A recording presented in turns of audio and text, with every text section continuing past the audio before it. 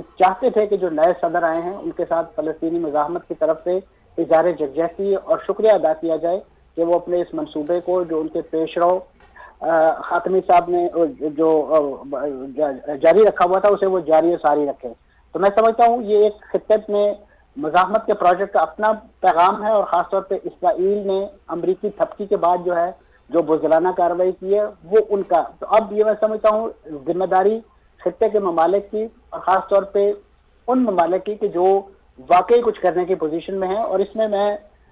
जिक्र करना चाहूँगा बिलखुसूस उस बयान का जो तुर्क वज़ीर-ए-आज़म के सदर की तरफ से अभी देखने को मिला है कि जिसमें उन्होंने कहा था कि हमने जिस अंदाज से निकारा कारनाबाग में वहाँ पे फौजी कार्रवाई की थी, हम उसी नौयत की फौजी कार्रवाई जो है वो इसराइल के अंदर भी कर सकते हैं। तो मैं समझता हूँ इस नौयत की धमकियों से इसराइल के औसान खता हुए हैं, और वो इससे पहले कि उन पर इस नौयत की कार्रवाई की जाए किसी भी खित्ते के मुल्क की तरफ से या किसी मुल्क की तरफ से, तो उन्होंने एक प्रियम्प्ट करते हुए इस नौयत की बुज़दिलाना एक्टिविटी की है कि जिसमें उन्होंने जो फलस्तीनी मुज़ाहमत का इस्तारा है उन्हें जो है वो ख़त्म करने की कोशिश की है। और ये वही लोग हैं कि जो इन्हीं मुल्कों में, चाहे वो कतर हो, मिस्र हो, तुर्की हो, वहाँ मुज़ाकरात के हवाले से और अपनी सियासी जिद्दोजहद को प्रमोट करने के हवाले से बड़ा फ्रीली सफ़र करते थे। लेकिन अब इसराइल ने इस कार्रवाई के ज़रिए उनकी उस मूवमेंट को कर्टेल करने की कोशिश की है, और यकीनन ये बता दिया है कि उन्हें मुज़ाकरात से कोई दिलचस्पी नहीं है, उन्हें अपने यरगमालियों की रिहाई से कोई दिलचस्पी नहीं है। वो सिर्फ और सिर्फ ताकत के नशे में दुनिया को मलिया मेट करना जो है, और ख़ासतौर पर इंसानों को तबाह बर्बाद और उन्हें खाक व खून में लाने का काम करके शायद इस दुनिया में यको तनहा रहना चाहता है। अब ये तमाम जो सोचने समझने वाले और ख़ासतौर पर आज़ादी पसंद अक़वाम हैं और ममालिक हैं, ये उनकी जिम्मेदारी है कि वो किस अंदाज से इस नौयत के जारे को इस दुनिया पर बर्दाश्त करते हैं, और ख़ासतौर पे उन मुल्कों के लिए कि जो उससे सफारती ताल्लुकात इस्तवार करने के लिए जो है वो कतार अंदर कतार जो है वो जुब्बा दस्तार संभाले हुए खड़े हैं। तो ये उन तमाम के लिए एक फूड फॉर थॉट है। ठीक, मंसूर साहब, आप क्या समझते हैं मसूद पज़ेश्कियान पर कितना बड़ा प्रेशर होगा, कितना बड़ा चैलेंज है उनके लिए, क्योंकि वो डायलॉग रिफॉर्म्स की बातें करते थे और अब ओहदा संभालते ही दूसरे दिन ये इतना बड़ा चैलेंज सामने आ गया, किस तरह वो इस मामले का रिस्पॉन्ड करेंगे? जी यकीनन उनके लिए एक बहुत बड़ा चैलेंज है, और ख़ासतौर पे उनकी जो इलेक्शन कैंपेन के दौरान जो उनको पोर्ट्रे किया गया कि वो बड़े अतदाल पसंद और इस्लाहजू और सुलह पसंद शख्सियत हैं। अब उनके लिए इस सारी सूरत हाल में अपनी जो पॉलिसीज़ हैं उसको तरतीब देने में यकीनन बहुत बड़े चैलेंज का सामना है कि वो अपने उस पोस्चर को किस अंदाज से इंटीग्रेट कर पाएंगे, जल कर पाएंगे, ख़ासतौर पे इस एग्रेशन के बाद। तो उनकी क़यादत के लिए और ख़ासतौर पे जो इस वक्त ईरानी दीगर लीडरशिप है उनके लिए बहुत बड़ा चैलेंज है, क्योंकि ईरान ने तो माजी में कभी भी इसराइली जारहियत जो है वो उसको ठंडे पे तो बर्दाश्त नहीं किया। आपके इल्म में है कि वो चाहे कासिम सुलेमानी की असैसिनेशन हो इराक के अंदर, या उसके अलावा शाम के अंदर जो उनके हज़ारान इनकलाब के कुछ लीडर्स जो हैं उनको असैसिनेट किया गया, या खुद ईरान के अंदर ऐसी कार्रवाइयाँ, उन तमाम का जो ईरान ने जो है वो अपनी ताकत और सलाहियत के मुताबिक जो है वो जवाब दिया है। अगरचे उस पर भी बहुत सारी उंगलियाँ उठाई जाती रही हैं कि ये कोई वेल ऑर्केस्ट्रेटेड किस्म की मूव थी कि जिसके नतीजे में पहले अमेरिका को बाखबर कर दिया गया और अमेरिका ने वो तमाम मिसाइल और ड्रोन जो है वो रास्ते में ही गिरा दिए। तो इस नौयत की चीज़ें भी साथ चल रही हैं, लेकिन असल बात यही है कि इस सिलसिले में ईरान क्या अपनी स्ट्रेटजी वज़ह करता है कि उसने इसको मिलिटरीली कैसे रिस्पॉन्ड करना है। और इसमें मैं समझता हूँ इस पूरी स्ट्रेटजी को तरतीब देने में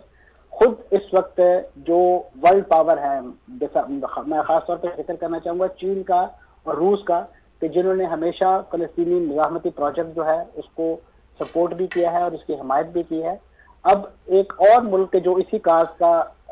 पुष्टिबान है उसके खिलाफ होने वाली जारहियत में ये ममालिक जो हैं अपना सियासी और सफारती वजन किस पल्ले में डालते हैं, ये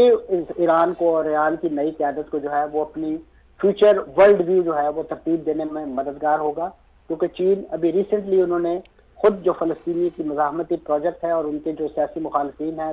फ़लस्तीनी मुक्तदरा की सूरत में उनके दरमियान जो मुज़ाकरात का एक दौर जो है अभी हाल ही में बीजिंग में कंक्लूड किया था, और उसमें एक ऐसे लाएअमल पर इत्तफाक किया गया था कि जिसमें फ़लस्तीनियों को अपना हाउस जो है वो इन ऑर्डर करने की तरफ कायल और माइल करने की कोशिश की गई थी, ताकि वो मुत्तहद और मुत्तफिक होकर जो है वो इसराइल के खिलाफ कार्रवाइयों के में जो है वो शिरकत कर सके, और ख़ासतौर पे पोस्ट वॉर गजा जो है उसकी रिहेबिलिटेशन और उसको रीबिल्ड करने के लिए कोई हिकमत अमली तरतीब दे सके। तो अब ये तमाम की तमाम जो चीज़ें हैं वो धरी की धरी रह गई हैं इस हमले के बाद, और एक बहुत ज़्यादा वक्त और एक बहुत ज़्यादा तवानाई दरकार होगी इन तमाम चीज़ों को इन ऑर्डर करने के लिए। तो मंसूर साहब, दो बड़े हमले पिछले 24 घंटे में हमने देखा किए गए। एक तो बैरूत में भी निशाना बनाया गया। आबिद लतीफ़ साहब भी हमारे साथ मौजूद है। मंसूर साहब, आपसे इन दो बड़े हमलों के बारे में बात करूंगा। आबिद लतीफ़ साहब सीनियर तज्ज़ियाकार हमारे साथ मौजूद है। आबिद साहब, जंग सिमटने की जो बातें हो रही थी, इसको मजीद कितना फैलता देख रहे हैं आप इस हमले के बाद? जी थैंक यू जी। असल में अगर आप देखें तो जो इस वक्त जो जियोपॉलिटिक्स का पिवट है वो मिडिल ईस्ट में शिफ्ट कर गया पूरी दुनिया का। और मिडिल ईस्ट में अगर आप देखें तो हम देख रहे थे पिछले काफी अरसे से, आपने गजा की बात अभी आप कर रहे थे, तो वो गजा में फोकस कर रहा था। लेकिन अब कल वाले इस हमले के बाद जिसमें इस्माइल हानिया जो है उनको शहीद कर दिया गया, उसके बाद जो है अब ये पिवट जो है वो मैं समझता हूँ ईरान पे शिफ्ट कर गया है। और जहाँ पे पहले जंग को समेटने की बात हो रही थी, अब मुझे ये जो अब और वॉलेटाइल होती हुई और काइनेटिक होती हुई और फैलती हुई नजर आ रही है। उसकी रीजन ये है कि जैसे अभी आपके एक शुरका पहले भी जिक्र कर रहे थे कि बहुत सारे ईरान के जो पासदारान हैं और उसके अलावा जो उनकी सिक्योरिटी फोर्सेस हैं, उनके जो जनरल कासिम भी थे जैसे हमने देखा, उनको भी शहीद कर दिया गया था। और फिर इस वॉर को जो है उसकी पेरिफेरी में कंट्रोल करने की कोशिश की जा रही है। और इस वॉर को कोशिश की जा रही थी कि यमन और जो इसके मुहल्लिका इलाके हैं वो मिडिल ईस्ट के वो डिस्टर्ब ना हो, या अगर जितने भी डिस्टर्ब हैं तो उनको कंट्रोल किया जाए। तो आई थिंक इस वाक़े के बाद ये सब कुछ करना बहुत मुश्किल हो गया है। और अब नेचुरली जो रीजनल प्लेयर्स हैं जैसे ईरान, जैसे चाइना है और रशिया है, वो भी अपना रोल तो अदा प्ले कर सकते हैं। लेकिन अब ईरान के लिए जो है वो कोई ना कोई इसका ऐसा रिएक्शन देना कि जो कि उसकी इंटरनली फेस सेविंग भी हो, उसकी डेलिबरेट चॉइस भी क्रिएट हो, और वो इस जो कॉज है जिसका अब वो सोल अलंबरदार बन गया है इस वाक़े के बाद, आई थिंक वो बहुत मुश्किल होगा कि इसमें एक बैलेंस क्रिएट करके अब सिचुएशन को कंट्रोल किया जाए। ठीक। आबिद लतीफ़ साहब, कितना बड़ा आप चैलेंज देख रहे हैं ईरान की नई हुकूमत के लिए, मसूद पेज़ेश्कियान के लिए? क्योंकि ओहदा संभालते ही दूसरे दिन ही ये एक मामला सामने आ गया। वो पहले ही जब इलेक्शन के दौरान जब उन्होंने तकारीर की, वो उन्होंने डायलॉग्स की बात की, रिफॉर्म्स की बात की, ईरान के ताल्लुकात दुनिया में बहाल करने की बात की। अब ये पहले दिन ही उनके ऊपर एक बड़ा चैलेंज आ चुका है। किस तरह आप देखते हैं उस मामले से निपटेंगे? जी जाहिर है, जैसे उनके जो एक उनका पर्सोना जब इलेक्शन कैंपेन के दौरान भी बताया जा रहा था कि वो बहुत लिबरल हैं और बहुत प्रोग्रेसिव हैं और वो जो यानी ईरान की जो एक फॉरेन पॉलिसी है उसको शायद एक नई टिल्ट देंगे। लेकिन इस वाक़े के बाद आई थिंक वो जो उनका मार्जिन था या जो उनकी प्रोजेक्टेड एक जर्नी बताई जा रही थी कि अब वो फॉरेन पॉलिसी और रीजन में शायद वो कर पाएंगे, अब मुझे लगता है कि वो उनके लिए बहुत मुश्किल होगा। क्योंकि अगर आप ईरान का स्ट्रक्चर देखें तो जाहिर है ये ईरान जो है एक रिलीजियो पॉलिटिकल स्टेट है, जिसमें जो रिलीजियस हेड हैं वो उसको कंट्रोल करते हैं और उसकी एडवाइजरी रोल जो है और वो बाइंडिंग है। उसके बाद उसकी पॉलिटिकल डिस्पेंसेशन है और फिर उनकी आर्मी है। जो उनकी आर्मी है वो भी आप जैसे जानते हैं कि वो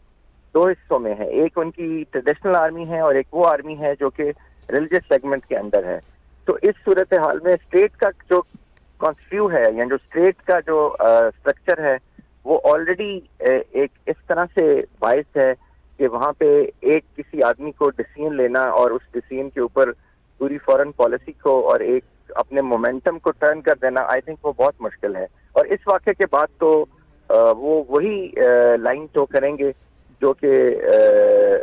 आयतुल्लाह की तरफ से आएगी, जो कि उनके रिलीजियस सेगमेंट की तरफ से आएगी और उनकी आर्मी के दोनों सेगमेंट्स की तरफ से आएगी। आबिद साहब, फ़लस्तीन में एक इंसानी अलमिया जन्म ले रहा है, खुराक की वहाँ पर किल्लत है,